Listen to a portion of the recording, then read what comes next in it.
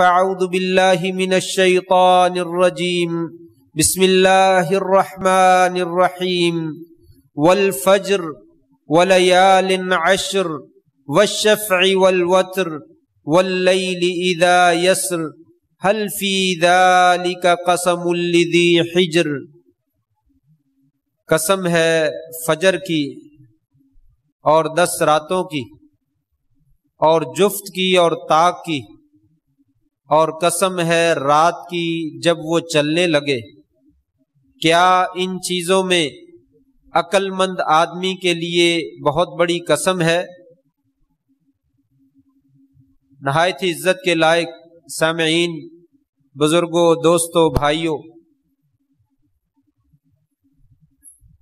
2-3 دن کے بعد ذی الحجہ کا چاند طلوع ہونے والا ہے۔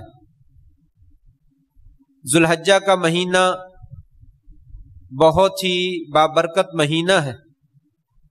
اللہ کریم نے روز اول سے ہی سالوں کی گنتی جو ہے وہ 12 بنائی ہے، مہینوں کی۔ ایک سال میں 12 مہینے بنائے ہیں۔ ان عدت الشہور عند اللہ 12 شہرا، مہینے سال میں 12 ہوتے ہیں۔ منہا 4 حرم، ان میں سے 4 مہینے حرمت والے ہیں۔ ان میں ایک مہینہ ذی الحجہ کا ہے۔ محرم کا مہینہ حرمت والا ہے، ذی الحجہ کا مہینہ حرمت والا ہے، اور اس سے قبل ذی قعدہ کا مہینہ حرمت والا ہے، اور اس کے بعد رجب، اس مہینے کو حرمت والا جو ہے وہ قرار دیا گیا۔ یعنی ان مہینوں کی بہت زیادہ اللہ کے ہاں عزت ہے، احترام ہے، تکریم ہے، لہذا مسلمانوں کو بھی حکم دیا گیا کہ وہ بھی ان مہینوں کی تکریم کرے۔ انہی مہینوں میں سے یہ ذی الحجہ کا مہینہ جو ہے اس کو حرمت والا قرار دیا گیا، اور یہ مہینہ دوسرے مہینوں سے ایک نمایاں اور بلند مقام رکھتا ہے، جو مقام اللہ تبارک و تعالی نے مہینوں میں سے کسی اور مہینے کو عطا نہیں کیا۔ تمام مہینوں میں ہر قسم کی عبادت کی جا سکتی ہے، لیکن ایک عبادت ایسی ہے جو صرف اسی مہینے میں ادا ہوتی ہے، کسی اور مہینے میں ادا نہیں ہوتی، اور وہ اسلام کا بنیادی رکن ہے، ستون ہے، جسے ہم حج کہتے ہیں۔ حج سوائے ذی الحجہ کے مہینے کے کسی اور مہینے میں ادا نہیں کیا جا سکتا۔ 8 ذی الحجہ سے حج شروع ہوتا ہے اور 13 ذی الحجہ پہ جا کر جو ہے وہ ختم ہو جاتا ہے۔ 5 دن تقریباً یہ حج کے ایام جو ہے وہ کہلاتے ہیں۔ تو اس مہینے میں حج ہونے کی وجہ سے اس مہینے کو جو عزت اور عظمت اور شان اور شوکت اور فوقیت حاصل ہے، تاریخ اسلام میں کسی اور مہینے کو جو ہے یہ اہمیت جو ہے وہ نہیں دی گئی ہے۔ یہی وجہ ہے کہ آپ صلی اللہ علیہ وسلم نے ابتدائی 10 دنوں کی بہت ہی زیادہ جو ہے وہ فضیلت بیان فرمائی ہے، اور قرآن مجید میں جو میں نے سورہ فجر کی آیات پڑھی، ان میں ولیال عشر، اللہ تعالیٰ نے 10 راتیں یا 10 دنوں کی قسم اٹھائی۔ مفسرین میں سے عبداللہ ابن عباس رضی اللہ تعالیٰ عنہ اور دوسرے مفسرین ذکر فرماتے ہیں کہ ان 10 راتوں یا 10 دنوں سے مراد ذی الحجہ کے 10 دن۔ اللہ تبارک و تعالیٰ نے ابتدائی ذی الحجہ کے 10 دن جو ہیں ان کی قرآن مجید میں قسم اٹھائی ہے، اور قسم اٹھانے کا مطلب یہ ہوتا ہے کہ جس کی قسم رب کائنات اٹھاتے ہیں، یقیناً وہ چیز جو ہے وہ اہمیت اور فائدے سے خالی نہیں، بلکہ بہت زیادہ اہمیت کی حامل ہے، اور واقعتاً ایسا ہی ہے۔ یہ 10 دن جو ہے یہ بڑی فضیلت والے ہیں۔ عام طور پہ لوگ یہ بات ذکر کرتے ہیں کہ لوگوں رمضان کا مہینہ آیا ہے، خوش نصیب ہیں وہ لوگ جنہیں رمضان کا مہینہ مل جاتا ہے، معلوم نہیں آئندہ سال رمضان کا مہینہ ملنا ہے یا نہیں ملنا۔ ہمارے کتنے ہی دوست اور احباب پچھلے رمضان میں موجود تھے، اس رمضان میں موجود نہیں۔ ٹھیک ہے، یہ بات، رمضان بڑی سعادتوں والا ہے، بڑی عظمتوں والا ہے، اور بڑے فضیلت والا ہے۔ اس میں عمل جو ہے وہ بہت زیادہ اجر و ثواب کا باعث ہوتا ہے، لیکن یاد رکھنا چاہیے ذی الحجہ کے ابتدائی دن یہ بھی بڑی عظمت والے ہیں۔ خوش نصیب انسان ہے وہ جنہیں ذی الحجہ کے ابتدائی 10 دن جو ہے وہ نصیب ہو جاتے ہیں۔ اس لیے کہ مفسرین میں بہت سارے مفسرین نے لکھا، بلکہ بعض روایات میں آتا ہے کہ افضل ایام الدنیا ایام العشر، لوگوں دنیا کے افضل ترین ایام، کائنات میں بہترین دن وہ ذی الحجہ کے 10 دن، علی الاطلاق سال کے تمام دنوں میں سے افضل دن اگر کوئی ہے تو ذی الحجہ کے 10 دن ہیں۔ یہی وجہ ہے کہ اہل علم میں اختلاف ہے کہ ذی الحجہ کے 10 دن افضل ہیں یا رمضان کے آخری 10 دن افضل ہیں، جس میں لیلۃ القدر بھی ہوتی ہے۔ محققین نے ذکر کیا کہ دنوں کے اعتبار سے ذی الحجہ کے جو 10 دن ہیں وہ رمضان کے آخری عشرے سے بھی زیادہ افضل۔ ذی الحجہ کے 10 دن جو ہیں یہ رمضان کے آخری 10 دنوں سے افضل ہیں۔ ہاں البتہ رمضان کی آخری 10 راتیں یہ سال کے تمام راتوں سے افضل، اس لیے کہ ان کی طاق راتوں میں لیلۃ القدر ہوتی ہے، اور لیلۃ القدر کا مقابلہ کرنے والی دنیا میں کوئی اور رات جو ہے وہ موجود نہیں۔ دنوں کے اعتبار سے ذی الحجہ کے 10 دن سب سے زیادہ عظمت والے ہیں اور سب سے زیادہ فوقیت والے ہیں، لہذا کسی بھی مسلمان کو آنے والے دنوں میں کسی قسم کی سستی اور کاہلی کا شکار نہیں ہونا چاہیے، ان سے بھرپور فائدہ اٹھانا چاہیے۔ آپ صلی اللہ علیہ وسلم کی وہ حدیث ہمیشہ اپنے سامنے رکھنی چاہیے جس میں آپ ارشاد فرماتے ہیں ما من ایام العمل الصالح فیہن احب الی اللہ عز وجل من هذه الایام العشر۔ آپ نے فرمایا سال بھر کے دنوں میں کسی وقت میں بھی اللہ تبارک و تعالیٰ کو نیک عمل کیا ہوا اتنا زیادہ محبوب اور پسندیدہ نہیں ہے جتنا نیک عمل ان 10 دنوں میں اللہ تعالیٰ کو محبوب اور پسندیدہ ہے۔ حتیٰ کہ رمضان کے دنوں میں کیا ہوا عمل وہ بھی اللہ تعالیٰ کو اتنا محبوب اور پسندیدہ نہیں ہے جتنا ذی الحجہ کے ابتدائی 10 دنوں میں کیا ہوا عمل اللہ تعالیٰ کے ہاں مقام حاصل کر لیتا ہے۔ لہٰذا ان 10 دنوں کو معمولی نہیں سمجھنا چاہیے اور انہیں بیکار ضائع نہیں کر دینا چاہیے۔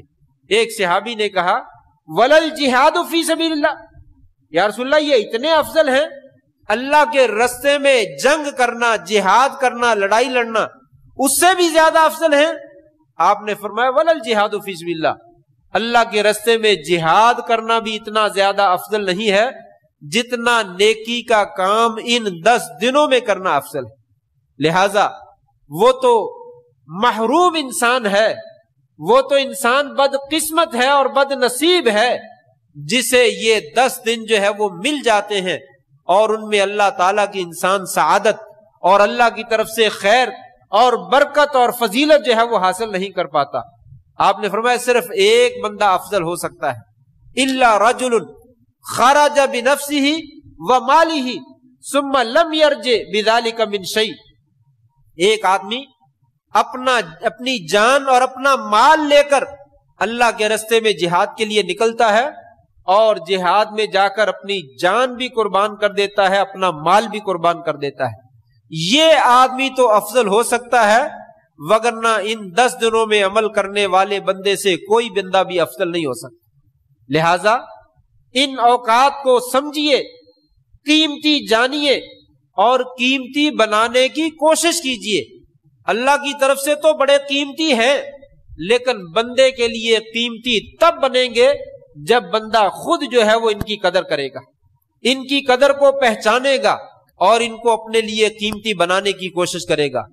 بہت سارے اعمال ہیں زندگی میں، انسان جتنے نیک عمل کرتا ہے وہ سارے کے سارے ان ایام میں عمل کرنا یقیناً بہت زیادہ عظمت کا باعث ہے، لیکن بالخصوص 2-3 کی طرف میں اشارہ کیے دیتا ہوں۔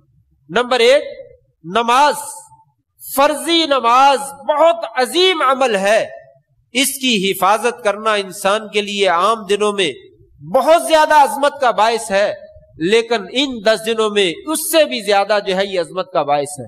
فرضی نماز میں سمجھتا ہوں پہ رکھا جائے تو یقیناً اس کا مقام جو ہے وہ بہت زیادہ ہے۔ اسی طریقے سے عرفات کے دن کا اسپیشل روزہ جو ہے وہ رکھنا چاہیے، 9 ذی الحجہ کا روزہ، جس کے بارے میں آپ نے فرمایا अहतसिबु अलल्लाहि अन युकफ्फिर सनत अलमादियत वल बाकिया, मुझे उम्मीद है अल्लाह तबारक व तआला अरफा वाले दिन यानी 9 जिलहज्जा का रोजा रखने वाले बंदे को 2 सालों के गुनाह जो है वो माफ फरमा देते, एक पिछले साल के, एक आने वाले साल के, 2 सालों के गुनाह माफ कर दिए जाते हैं। आपने खुद भी रोजा रखा और लोगों को रोजा रखने की तलकीन भी की। इस वजह से इस 10 दिनों की फजीलत और ज्यादा बढ़ जाती है कि इसमें अरफा का दिन आता है, 9 जिलहज्जा का दिन आता है, जिसमें हुज्जाजे किराम जो है वो हज अदा करते हैं। और याद रहना चाहिए 9 जिलहज्जा का रोजा हमें कब रखना चाहिए, सऊदी अरब के साथ या अपने वक्त के साथ? सीधी सी बात है, हम तमाम इबादात अपने वक्त के मुताबिक करते हैं, सऊदी अरब के वक्त के मुताबिक नहीं करते। लिहाजा ये अरफा के दिन का रोजा भी अपने दिन के मुताबिक रखें। जिस दिन हमारे यहाँ 9 जिलहज्जा का दिन होगा उस दिन रोजा रखना चाहिए, इसलिए कि ये मामलात, टेलीफोन और आमदोरफ्त की खबरें ये तो आज की बात है। आज से 50 साल 100 साल पीछे चले जाए, किसको मालूम होता था सऊदी अरब में चांद नजर आया कि नहीं आया? आज सऊदी अरब में 8 तारीख है या 9 तारीख है? आज से 100 साल पहले 14 सदियां गुजर गई, लोग किस तारीख का रोजा रखते थे? मुझे जवाब दे दीजिए, क्या शरीयत एक ऐसे अमल का हुक्म दे सकती है जिसमें बंदे को पता ही नहीं मैंने क्या करना है?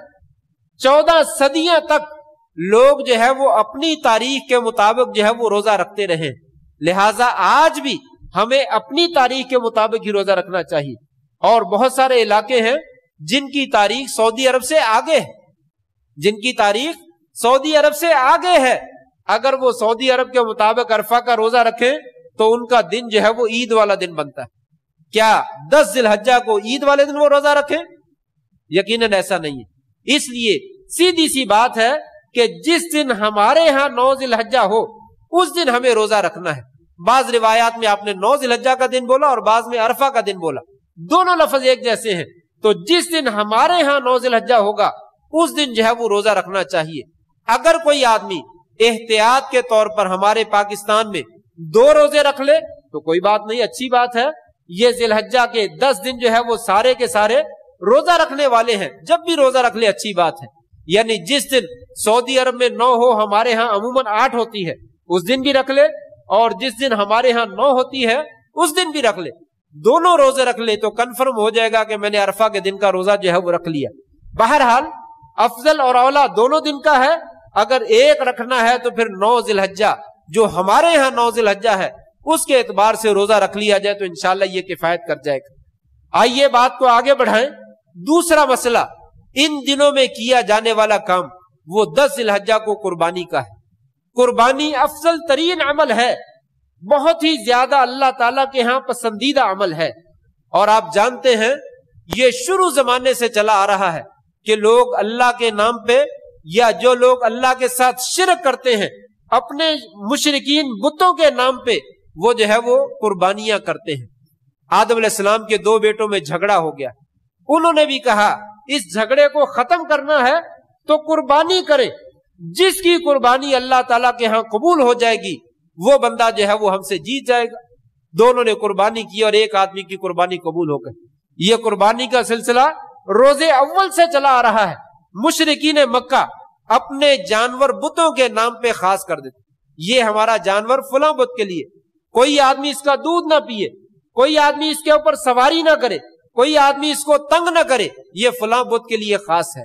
आज भी लोग अपने मजारों पे दरबारों पे जाकर स्पेशल चढ़ावा जो है वो चढ़ाते हैं, वो जानवरों का चढ़ाते हैं। कहा लोगों ये इबादत बहुत बड़ी है। मुशरिकीन अपने अल्लाह के साथ जिनको वो शरीक ठहराते हैं उनके लिए खास तौर पे इस इबादत का एहतमाम करते हैं। मुसलमानों को उनसे भी बढ़कर अपने रब के लिए इस इबादत का जो है वो एहतमाम करना चाहिए। अल्लाह ताला ने अपने नबी से फरमाया कुल इन्ना सलाती व नुसुकी व महयाया व ममाती लिल्लाहि रब्बिल आलमीन। ऐ नबी इनसे कह दीजिए मेरी नमाज भी, मेरी कुर्बानी भी, मेरा जीना भी और मेरा मरना भी किसी बुत के लिए नहीं है, किसी कब्र वाले के लिए नहीं है, किसी दरबार के लिए नहीं है, किसी मजार के लिए नहीं है, सिर्फ और सिर्फ रब्बुल आलमीन के लिए है, अल्लाह के लिए है। जो मेरा भी रब है और सारी कायनात का रब। ये कुर्बानी खास तौर पे अल्लाह के लिए जो है वो करनी चाहिए, ताकि दुनिया को, लोगों को बावर हो, पता चले कि ये इबादत किसी और के लिए नहीं की जाती है, सिर्फ और सिर्फ अल्लाह तबारक व तआला के लिए की जाती है। इन 10 दिनों को इसलिए भी अफजल करार दिया जाता है कि इसके 10वें दिन अल्लाह के नाम पे मुसलमान जो है वो अपने जानवरों को कुर्बान करते हैं। इस वक्त नहीं है कि इस कुर्बानी की अहमियत के ऊपर मैं रोशनी डालूं। मैं सिर्फ ये बतलाना चाहता हूं कि लोग जानवर खरीदते हैं कुर्बानी के लिए, तो कैसा जानवर होना चाहिए? ये आप सल्लल्लाहु अलैहि वसल्लम की सुन्नत है, सुन्नत इब्राहिमी है। इसमें इख्तलाफ है कि कुर्बानी करना जो भी आदमी साहिब हैसियत है उसके ऊपर फर्ज है या सुन्नत मुअक्कदा है। दोनों कौल मौजूद है उलमा के। बाज अहले इल्म का ये ख्याल है कि ये फर्ज है और बाज अहले इल्म का ख्याल है कि ये सुन्नत मुअक्कदा है। कुछ भी हो, कता नजर इससे क्या कि ये फर्ज है या सुन्नत मुअक्कदा है, ये बात हमें जरूर सामने रखनी चाहिए कि आप सल्लल्लाहु अलैहि वसल्लम मदीना में 10 साल जिंदगी बसर की और 10 साल कुर्बानी करते रहे। 1 साल भी आपने कुर्बानी तर्क नहीं की।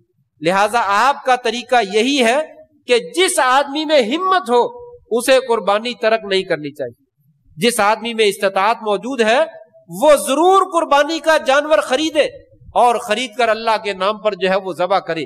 लोग तरह तरह के इतराजात करते हैं कि इस जगह पे पैसे यहां पे लगा लो, वहां पे लगा लो। ये तो खराब दिमाग और बीमार दिल लोगों की बातें हैं जिनका दीन से कोई ताल्लुक नहीं है, शैतानियत के साथ ताल्लुक है।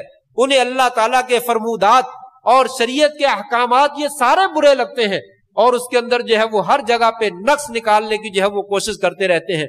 लिहाजा उनके बातों पे कान धरने की कोई जरूरत नहीं।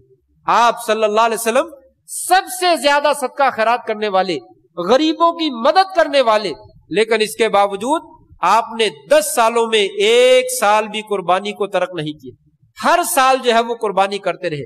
लिहाजा किसी भी मुसलमान के लिए लायक नहीं है कि वो साहिब हैसियत हो और कुर्बानी को तर्क करे। दूसरी बात, कुर्बानी का जानवर अच्छा लेना चाहिए, खूबसूरत लेना चाहिए, लेकिन रियाकारी से बचना चाहिए, दिखलावे से बचना चाहिए। बड़े से बड़ा जानवर, आजकल बीमारी है, लोग जो है वो स्पेशल टीके लगा लगा कर और पता नहीं अजीब और गरीब किस्म के केमिकल खिलाकर जानवरों को मोटा ताजा करते हैं, उनको फुला देते हैं और उनके ऊपर जो है वो केमिकलों की पॉलिश करके उनको खूबसूरत बना देते हैं।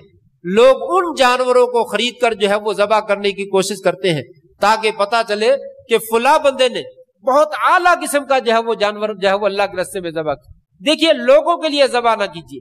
कुर्बानी तभी कामयाब हो सकती है जब अल्लाह के लिए मुतदिल किस्म का जानवर ले और अल्लाह के लिए ज़हन में रखें कि लोगों को नहीं दिखाना, मैंने अल्लाह को दिखाना है, उसके लिए जो है वो ज़बह करें। उसमें बुनियादी तौर पे कुछ शराइत है। आप सल्लल्लाहु अलैहि वसल्लम ने एक हदीस में बयान फरमाया, अर्बउन ला तजूज़ु फिल अज़ाही, 4 किस्म के जानवर हैं जो कुर्बानी में नहीं लगते। ये 4 शर्तें मेन शर्तें हैं, मोटी मोटी शर्तें हैं। इन शर्तों में किसी का कोई इख्तिलाफ नहीं। नंबर 1, अल औरा अल बय्यिन अवरुहा, काना जानवर जिसका कानापन बिल्कुल वाजे हो, मामूली सा है, कोई हर्ज नहीं, लेकिन कानापन उसका वाजे है, फरमाया इस काने जानवर की कुर्बानी नहीं होती। और अगर कोई दोनों आंखों से अंधा है तो जाहिर बात है उसकी तो बिल्कुल नहीं होती। काना और अंधा जानवर, इसकी कुर्बानी नहीं होती। नंबर 2, अल मरीजा अल बय्यिन मरदुहा, बीमार जानवर और उसकी बीमारी बिल्कुल वाजे है, बुखार है उतरता ही नहीं, नजला जुकाम है खत्म ही नहीं हो रहा, चीखे मारी जा रहा है और उसको इसहाल की बीमारी है, कोई भी इसी तरह की बीमारी है जिसमें वो वाजे तौर पे बीमार नजर आता है, ऐसा जानवर जो है वो नहीं खरीदना चाहिए और उसकी कुर्बानी जो है वो नहीं करनी चाहिए।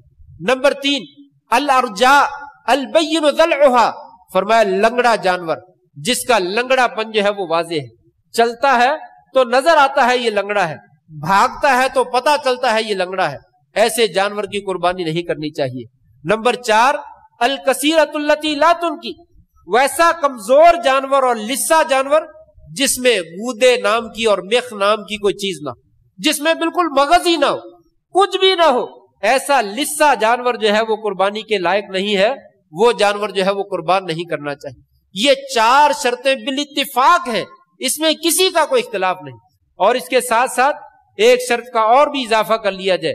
آپ نے فرمایا الاعظم یا اغبا، وہ جانور جس کا سینگ آدھا یا آدھے سے زیادہ کٹا ہوا ہے، یا جس کا کان آدھا یا آدھے سے زیادہ کٹا ہوا ہے، ایسے جانور کی بھی قربانی نہیں ہوتی.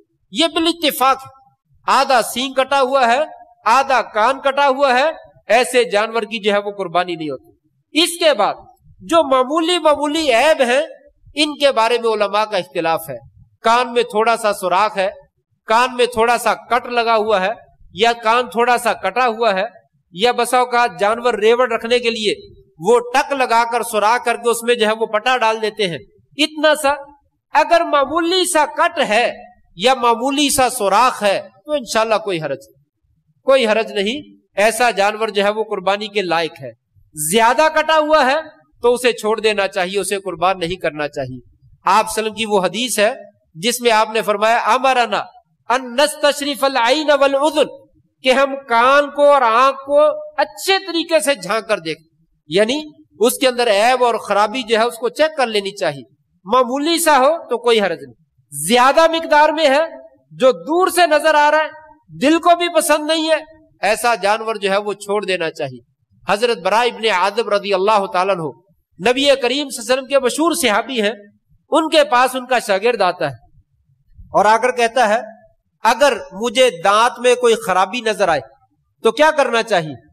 کہا جو تجھے خرابی نظر آتی ہے اسے چھوڑ دو. ولا تحرمہ علی احد، لیکن دوسروں کے لیے اس کو حرام قرار نہ دو. یہ معمولی عیب جو ہے یہ قربانی میں لگ جاتے ہیں، کوئی مسئلہ نہیں. تیرا دل کھٹکتا ہے تو تم ایسے جانور کی قربانی نہ کرو. بہت سارے غریب لوگ ہیں وہ جانور خرید لیتے ہیں اور اس میں معمولی سا عیب ہوتا ہے، دیکھنے والا دور سے دیکھ کر کہتا ہو یہ تو نے کیا کر، وہ بیچارہ اس کا دل ٹوٹ جاتا ہے اور نہ وہ نیا خرید سکتا ہے نہ وہ دوبارہ بکتا ہے، اور وہ یہ 10-12 دن عید کے جو ہے وہ سارے پریشانی میں جو ہے وہ گزار دیتے. ایسا نہیں کرنا چاہیے. معمولی سا عیب ہے تو اس کے بارے میں خاموشی اظہار کرے یا اس کو بولیے اہل علم کی طرف رجوع کرے. آپ بذات خود جو ہے وہ فتوے دے کر اس کو پریشان نہ کریں. ہلکا سا عیب ہے جو دیکھنے میں خود معمولی نظر آ رہا ہے، انشاءاللہ کوئی حرج نہیں، ایسے جانور کی قربانی ہو جاتی ہے. آپ کا خود نہیں جی کرتا کرنے کو، اس کو بیچ دیجئے، 20 خرید لیجئے، کسی کو کوئی اعتراض نہیں. لیکن آپ خود بے شک کرتے رہے، لوگوں کے لیے اس کو حرام جو ہے وہ قرار نہ. لہٰذا معمولی سا کوئی عیب لگا ہوا ہے، معمولی سا کوئی زخم لگا ہوا ہے، معمولی سا کوئی کٹ لگا ہوا ہے، کنارہ کوئی سینگ کا یا کان کا تھوڑا سا بھرا ہوا ہے، انشاءاللہ کوئی حرج نہیں. ایسے جانور کی قربانی جو ہے وہ ہو جاتی ہے. دل نہ مانتا ہو تو بیچ دے، انسان خرید لے دوسرا جانور. یہ ایک کا اپنا علیحدہ جو ہے وہ تقوی ہے، پرہیزگاری ہے، لیکن اللہ تبارک و تعالیٰ نے ایسے جانور جو ہے وہ حرام قرار نہیں. اسی طریقے سے آپ صلی اللہ علیہ وسلم کا یہ فرمان بھی یاد رکھنا چاہیے، لا تذبحوا الا مسنہ الا ان یعصر علیکم فتذبحوا جزعۃ من الضان. آپ نے فرمایا لوگوں قربانی میں صرف دوندا جانور لگتا ہے، کھیرا جانور نہیں لگتا. دوندا جانور کیا ہوتا ہے؟ دوندا جانور وہ ہوتا ہے من اسقط سنہ، جو جانور اپنے پہلے اگنے والے دانت جو ہے ان کو خود بخود گرا دے. جس کے جانور کے دانت گر جائے، ایک بھی گر جائے، وہ دوندا ہو جاتا ہے. اس لیے کہ وہ دانت گرتا ہی اس وقت ہے جب پیچھے سے نیا دانت آ جاتا ہے. جب پیچھے سے نیا دانت آتا ہے تو پہلا گر جاتا ہے. یہ گرنے والا دانت جب دانت گر جاتا ہے تو اس جانور کو کہتے دوندا ہو. بہت سے لوگ اکثر یہ سوال کرتے ہیں کہ یہ گھر کا پالا ہوا ہے، بڑا موٹا تازہ ہے، سال سے اوپر کا ہو گیا ہے، اس کی قربانی کر دوں؟ جب اس سے پوچھا جاتا ہے دوندا ہو گیا، کہا نہیں دوندا تو نہیں ہوا. تو پھر پوچھنے کی کیا ضرورت؟ پھر پوچھنے کی کوئی ضرورت نہیں ہے. ایسے جانور کی قربانی نہیں ہوتی، چاہے یہ آپ کا پالا ہوا بکرا 2 بکروں کے برابر نظر آتا ہو. جب وہ دوندا نہیں ہے تو اس کی قربانی نہیں ہوتی. دوندے کے بغیر قربانی نہیں ہوتی. وہ سال کا ہو جائے، 1.5 سال کا ہو جائے، جب تلک وہ دانت گرا نہیں دیتا وہ دوندا نہیں ہوگا. جب اس کا دانت گر جائے گا وہ دوندا ہو جائے گا، چاہے وہ بکرا یا دمبا یا گائے یا اونٹ کسی بھی شکل میں ہو. جون سا بھی جانور ہو، دوندا جانور اسی کو کہتے ہیں جو اپنے دودھ والے دانت، پہلے دانت جو ہے وہ گرا دیتا ہے.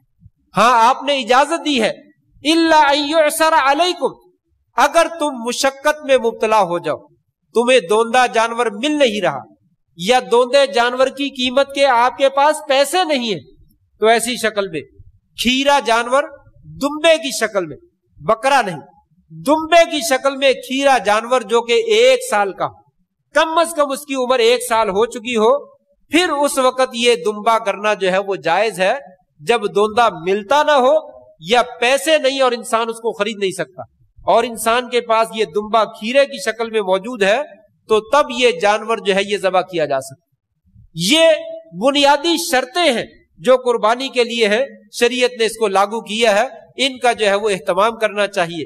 बाकी कट्टे की जानवर की कुर्बानी, भैंस की कुर्बानी, ये इख्तलाफी मसला है, बहुत ज्यादा इख्तलाफी मसला है, अहले इल्म के माबैन इख्तलाफ है। कुछ लोग कहते हैं कुर्बानी होती है, करनी चाहिए, सुन्नत है, कुछ लोग कहते हैं बिल्कुल नहीं होती।